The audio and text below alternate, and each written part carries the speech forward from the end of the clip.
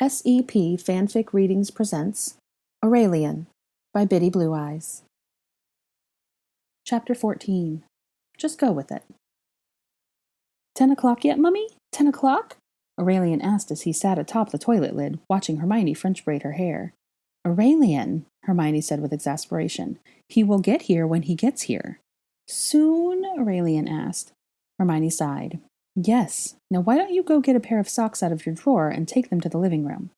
Okay, Aurelian readily complied, hopping down and racing to the bedroom. Before he made it back to the living room, the fireplace chime sounded. Yay! Hermione smiled and shook her head before slowly walking to the living room. Good morning to you, too, Draco told Aurelian, who was once again squeezing his legs. When he saw Hermione, he nodded and greeted her also. Good morning. Good morning, she answered, her insides squirming. We go now? Aurelian asked impatiently. In a minute. We have to get your socks and shoes on. What did you do with your socks? She asked. Oh, was his reply. I dropped them. He ran back down the hallway and grabbed his forgotten socks. He zoomed into the living room, leapt onto the couch, wiggled his toes, and stretched out the socks for Hermione. He allowed Hermione to put his socks on, but when she went to put on his shoes, he pulled his feet back and pouted. I no like shoes. Well, you can't just walk around Diagon Alley in your socks, Hermione replied. I want sandals, he whined. I like to wiggle my toes. Well, I was thinking we could pick you up some sandals today. We have quite a lot to get for you, she told him. She felt her savings and Gringotts weeping at the thought. She had quite a bit saved away, especially with the sum she'd received with her Order of Merlin First Class. She just didn't like the frivolous spending, and though everything they planned to get she considered necessary, it hadn't been planned. Toys, too. You said we'd buy toys, Aurelian reminded her. And we will, she told him. Okay, all set. Aurelian hopped off the couch and walked over to Draco, taking his hand. I go with Daddy. We're all going together, Hermione told him, still surprised that she was going to be walking around Diagon Alley with the two of them. No, I flew with Daddy, Aurelian clarified. Hermione looked at Draco in question. That's fine, he told her, picking up Aurelian. It was the first time he had done so, and though he knew how to hold him, it still felt a bit funny. The leaky cauldron? Yes, she answered. Just watch his head. Draco nodded and disappeared into the fireplace. Hermione took her handbag off the table, closed her eyes to steel herself for the day ahead, and walked into the flue. Okay, where to first? Hermione asked. Both boys looked at her, wondering why she was asking them. Okay, Madame Malkin's first, I think. Aurelian held onto Draco's hand and led him to the back door of the establishment. Before they knew it, they were walking into the sunshine down the familiar old cobblestone street.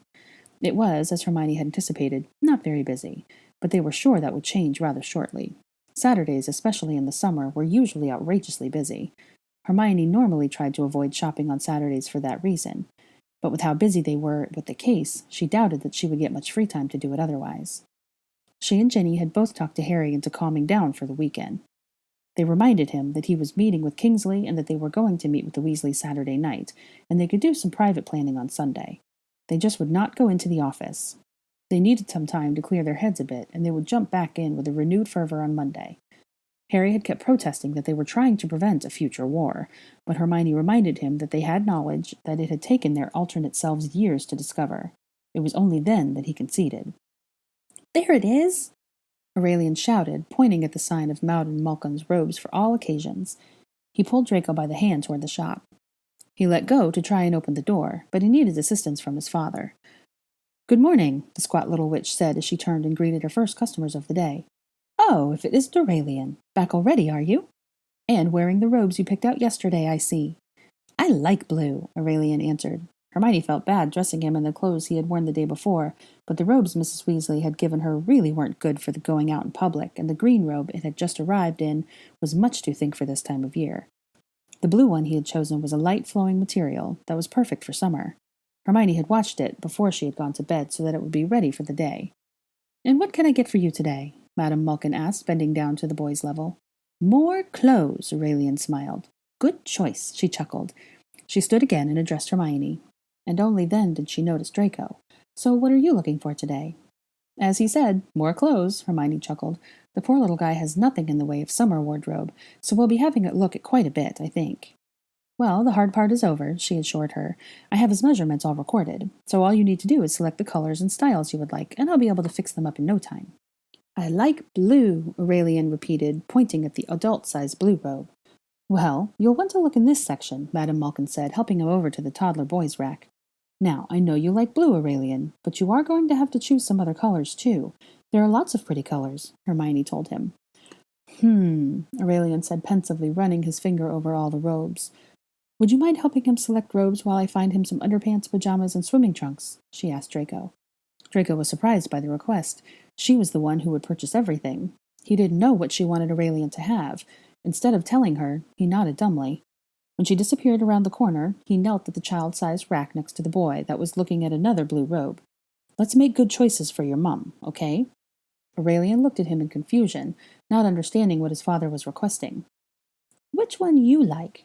Well, let's have a look, Draco said, holding a burnt orange color robe next to Aurelian's chin.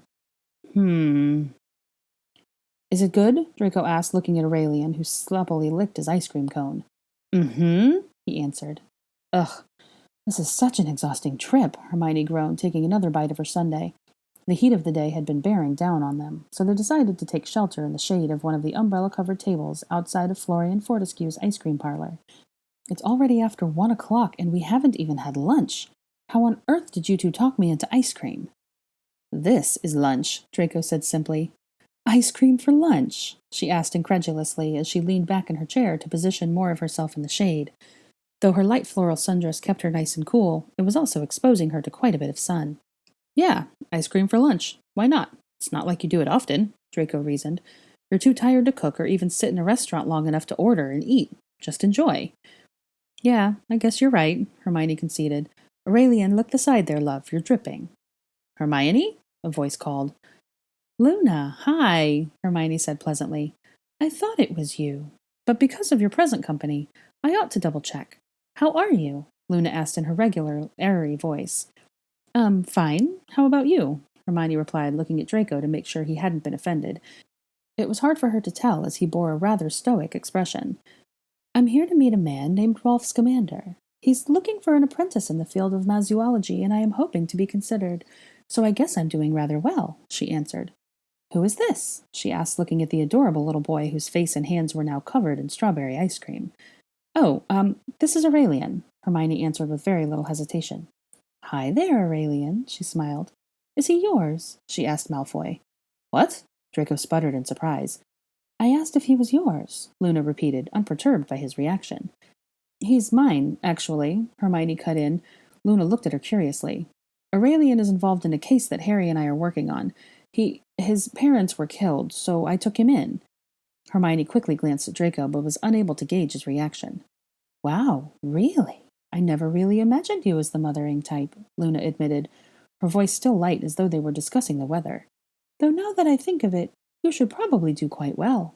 It might even be good for you. I mean, we've all seen how lonely you've been. Hermione tried to play her grimace off as a smile and nodded. Well, I really should be going. It was nice seeing you. Luna waved as she went. Bye, Aurelian. Bye, Draco. That's one of the most callous exchanges between friends that I have ever seen, Draco commented, looking quite disgusted. Is she always that blunt? Well, sort of, Hermione answered. She's a really nice person, but she doesn't really play by standard social rules. I'm not really even sure she knows they exist, but she will always give her honest opinion, so at least you know where she stands. She just insulted you, turned it around, and insulted you again, and you're telling me she doesn't even realize it, Draco said incredulously. Hermione sighed. She didn't say anything that was untrue. She just relayed her observance of it.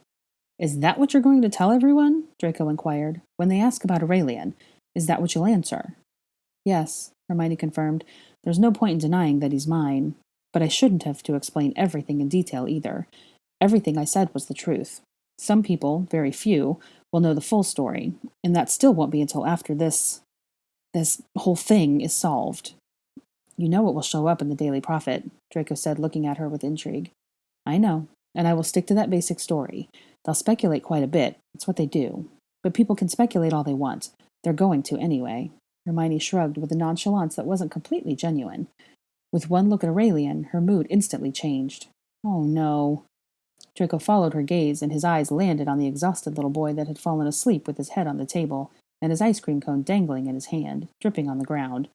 Draco couldn't help but chuckle. Well, you did say that it's been exhausting, Draco reminded her. Hermione sighed. It has been, and I've decided to leave bed shopping for another day, but we still need to pick up his robes from Madame Malkin's. She should be done tailoring them now. Going to have to wake him. No, I've got him, Draco assured her as he lifted the tyke out of his chair. Aurelian's body twitched and one eye cracked open the teeniest bit, but only a second later he had relaxed again and began snoring softly, his open mouth dripping pink ice cream into Draco's shoulder. Are you sure? Hermione worried. It shouldn't take long, but he gets rather heavy. I've got him, Draco said firmly. Just finish up. Hermione nodded and walked down the street, hoping she wasn't going too fast or too slow for Draco. She hurried into the shop and quickly collected their bags. It only took them 10 minutes from the time they left the ice cream shop till they arrived in Hermione's flat, but by the end of those 10 minutes, Draco's arm muscles were screaming for relief. Where do I put him?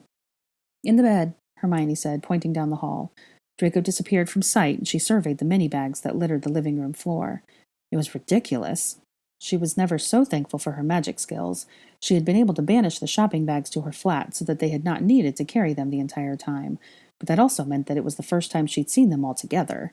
She opened the bags that she had just picked up from the robe shop and started taking out the items they'd purchased. Hermione looked at each of the 7 robes that Draco and Ari had picked out together, and she laid them one by one on the sofa. You know, she said as she heard Draco re-enter the room, I was a bit skeptical when I first saw this midnight purple robe, but now that I really see it, I think it will look incredible on him. Did you pick this one out? Yeah, Draco admitted uncomfortably. It's good, she smiled at his uneasiness. I didn't know that this place only had 1 bedroom, Draco said hesitantly. Yeah, I told you it was perfect for me. That was when it was just me, though, Hermione stated distractedly as she started going through the second bag, taking out the pajamas she had selected. Only 1 bed, though, Draco continued. Yep, which is why we were going to look for one for him, Hermione answered simply. Where will you put it? Draco pried. Well, I'm planning on enlarging my room for it, she said, putting the things down and turning to face Draco. She could see that he was concerned. Believe me, I understand it's not prime arrangements, but it'll do fine for now. Eventually we'll look for a new flat with another room, but I can't even begin to consider that with everything else going on at the present. We're okay, though. Draco nodded. My goodness, I'm going to have to buy him a toy bin next, Hermione supposed as she looked at the bags full of toys. I'm sorry, Draco said softly. No, it's fine. He needed toys. I know, but I shouldn't have stepped in like that. I saw that it upset you. It wasn't fair of me, Draco apologized. Hermione looked at him quite puzzled. How do you mean? Well, I mean, I bought the toys and the ice cream, and you bought the clothes and the shoes.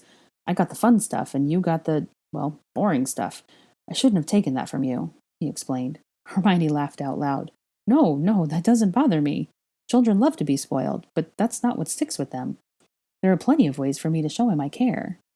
But you were upset, Draco pressed, now uncomfortably confused again.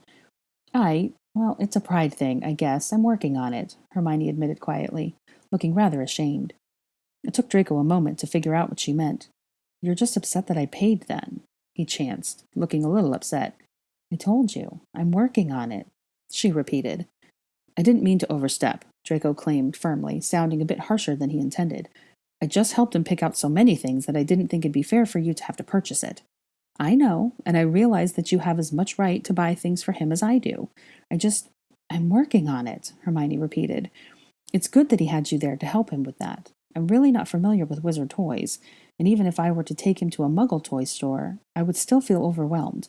I have to work on getting in touch with my inner child. I guess.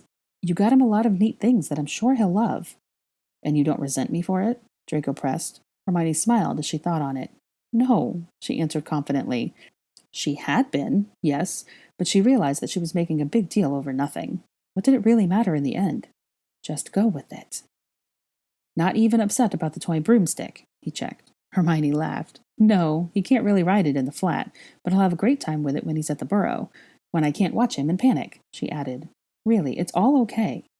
Draco nodded. In fact, Hermione continued, despite the exhaustion, today was actually kind of fun. Draco nodded again. Well, I better get this stuff sorted out. I'll see you tonight, though, right? She asked. Draco nodded once more. Well, Hermione said, getting a bit of a funny feeling in her stomach at his continued silence. Everyone's gathering at Harry's at 6. But Harry wants us to get together at least 30 minutes before to discuss what we're going to discuss. Oh, and he had me change the wards to accept you, so when you flew over, you won't be sent right back," she chuckled. "Remember that Harry told you the location is called number 12 Grimmauld Place." "Number 12 Grimmauld Place," he repeated. Hermione nodded this time. "Thank you," Draco said seriously. Hermione nodded again, realizing for the first time how close they were. Her heart began hammering in her chest when he took another step closer. She stared at him in panic, unable to find her breath, let alone her voice, as he touched her cheek. His eyes were intense as he looked at her, and she felt the world stop when his lips tenderly touched hers. She was so taken by surprise that she was unable to do anything except let it happen. But he was patient enough that the voice in her head had time to repeat, "Just go with it." Hermione responded gently to the kiss, her insides heavy as lead. He pulled back, his face still close to hers and his eyes narrowed, intense with confusion. Hermione stared back at him, her face still frozen in confusion and fright. Her breath was released with a small quiver, and she stared at him uncertainly. "I'm sorry," he whispered distantly as he started to back away from her. She couldn't read him. She didn't know what it meant, the kiss or the apology. "I just had to know," he said flatly, his voice barely audible. "Sorry." Once far enough away, he broke eye contact, took a pinch of flu powder, and then turned to her once more before he left. "Bye." Hermione still stood there after he left, more confused than she ever remembered feeling. She didn't know what to feel. She didn't know what she wanted to feel. She only felt confused to the point that she wanted to cry. Before she could give it another thought, tears started rolling down her cheeks. It was too much. From the moment of Aurelian's arrival, everything had just been too much. Hermione checked her watch again. 6:05. She looked around the sitting room and Harry gently pulled her to the side. "He's not here yet," he needlessly pointed out. "You told him to be here at 5:30, didn't you?" Hermione nodded, her insides twisting. "Maybe he changed his mind," Harry sighed. "Everyone's here, though, so we should probably get started."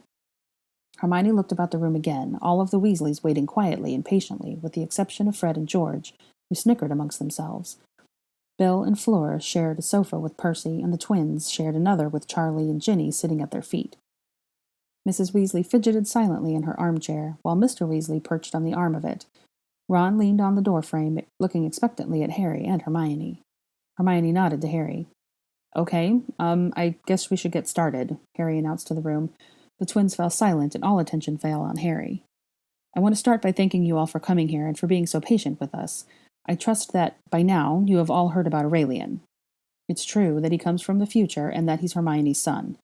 Harry glanced over at the boy quietly practicing gobstones in the corner. "We know now why he was sent back here." He then looked at Hermione. This was difficult to talk about, and each time he thought about Aurelian's entrance into their lives, he remembered the blood all over him, and the last memory they watched in the Pensieve.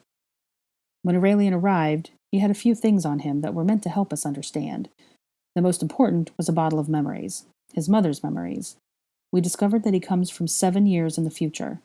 The reason his mother sent him back to us was to save him and to warn us. He paused and steeled himself before he continued. "We're meant to prevent a future war." "A war?" Bill asked anxiously, his ginger brows furrowed in an instant frustration and anger directed at no one in particular.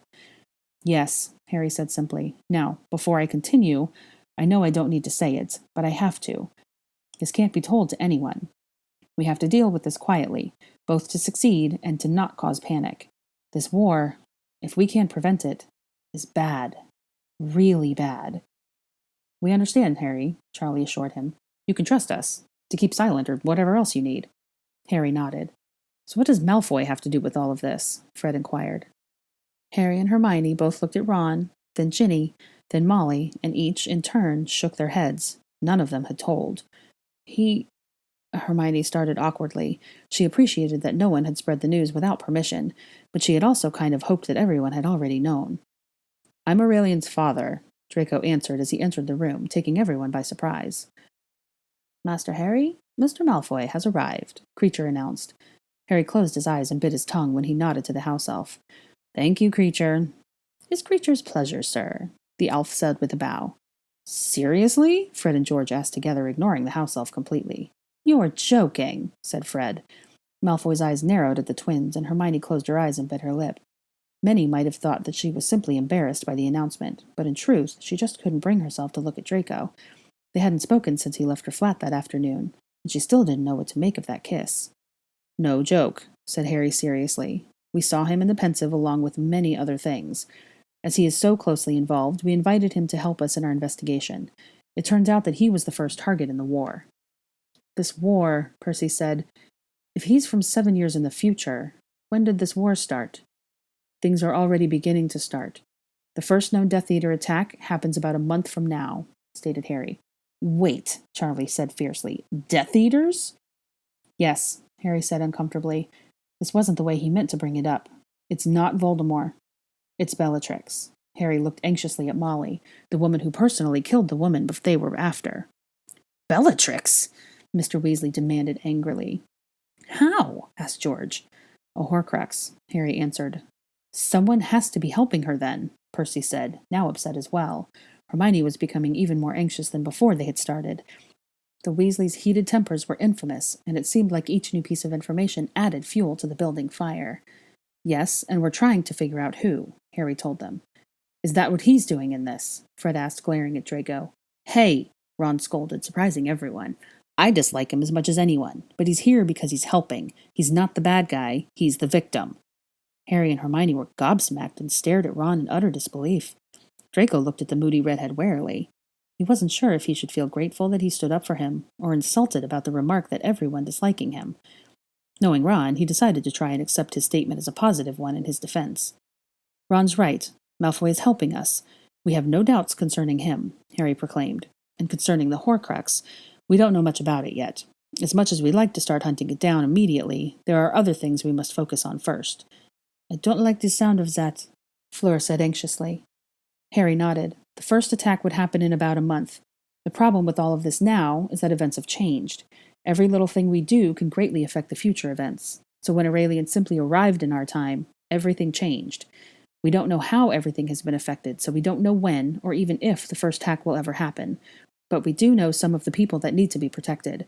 One of them is Malfoy. Another is the Parkinson family. From what we've deducted, we believe that the Parkinsons are being threatened, and probably have been for about 5 months now. We don't know why or what for, but we know that if they should simply not comply, it will mean the life of Pansy Parkinson, and perhaps her parents. Protecting them all is one of our top concerns." Everyone nodded in understanding. "Another of our priorities is Dennis Creevey. He's missing," Harry said with great difficulty. "What?" Molly asked in horror. Harry's eyes fell to the floorboards and he nodded. "From what we saw in the memories, we thought he might have happened upon something, so we went to speak to him. His parents didn't know where he was, and neither does the school. He left before the end of the term, before he had even finished his NEWTs. No one has reported him missing because he gave excuses to both the school and his parents. We don't know if this was of his own will, or if he might have been under the Imperius curse. We have the feeling it was his own decision. But either way, it was a premeditated move. We need to know if any of you have seen him since then, and we'd like to try to casually ask around about him." "Harry, we've seen him," George said, exchanging glances with Fred. "What? When?" Harry burst out. He knew he had to ask the Weasleys, but he really hadn't expected any of them to be able to give him anything. "He came into the shop just before the end of school, the Hogsmeade location. It was the last Hogsmeade trip of the school year," said Fred. "He bought quite a bit, if I remember correctly." "What did he say? What did he buy?" Harry asked frantically. We asked him if he was setting up a brilliant farewell to Filch," George answered, his look asking Fred if he was remembering properly. "It was his last year, and we thought he wanted to pull something grand." "Do you remember what he said? What he bought?" Hermione asked. I don't remember what he said," Fred said slowly as he concentrated.